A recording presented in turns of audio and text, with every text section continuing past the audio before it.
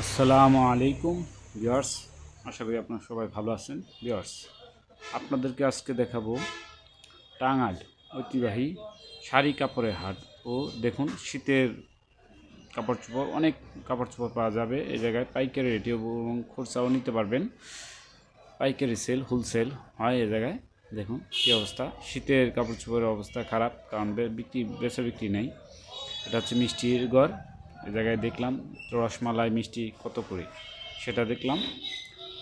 দেখুন, এটা হলো শীতের জামা কাপড়। দেখুন কী অবস্থা, বিক্রি নেই, বেচা বিক্রি নেই, খুব খারাপ অবস্থা। এখন মনে হচ্ছে যে শীত চলে গেছে, এমন পরিস্থিতি।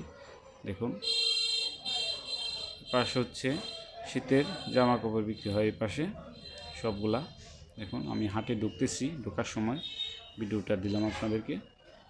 দেখুন